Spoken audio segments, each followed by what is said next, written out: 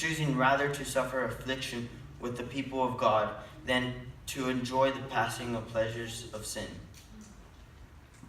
esteeming the reproach of Christ as greater riches than the treasures in Egypt, for he had looked to the reward.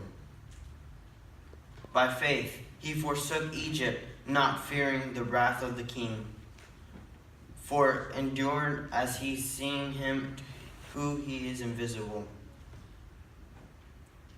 By faith he kept the Passover and the sprinkling of the blood, lest he who destroyed the firstborn shall touch it.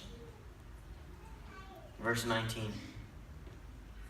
By faith they passed through the Red Sea as by dry land, whereas Egyptians attempting to do so, they drowned.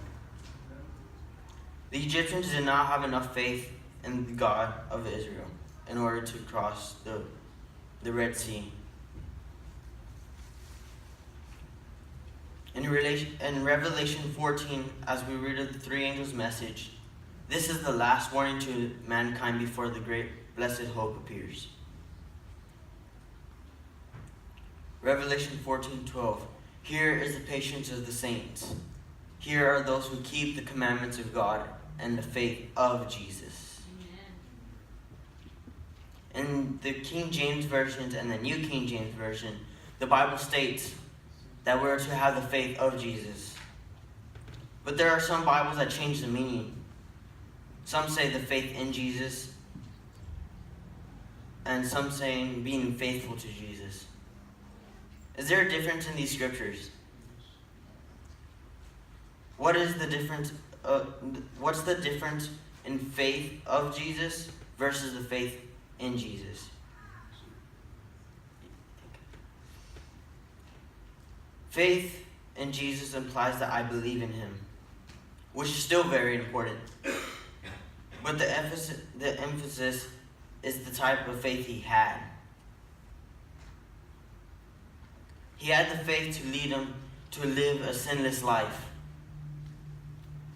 to endure his trials, to preach to the people, to heal the sick, and ultimately to lay down his own life for us as a ransom.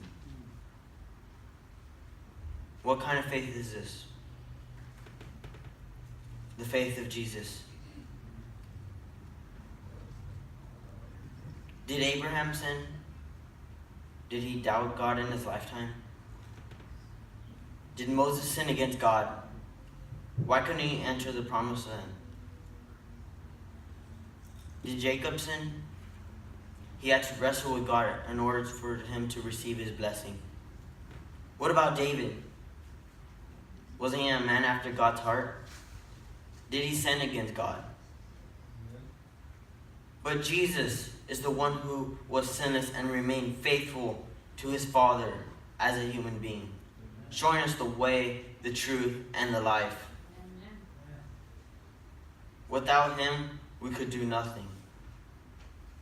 Revelation chapter 14 and verses 12 states that we need the faith of Jesus, or the actions of Jesus. Because remember, faith is action. This message is a lot deeper than you may realize. You won't become a disciple of Christ by simply studying your Bible. You become a disciple by living it. Action. Is this type of faith possible? Because many say because we are human we can't. Well, my Bible says otherwise.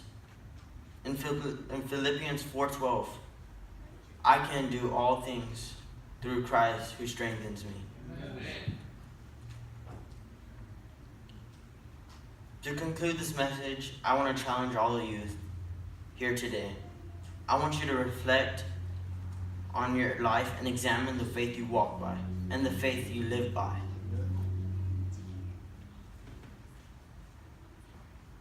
Does your faith look like Jesus' faith?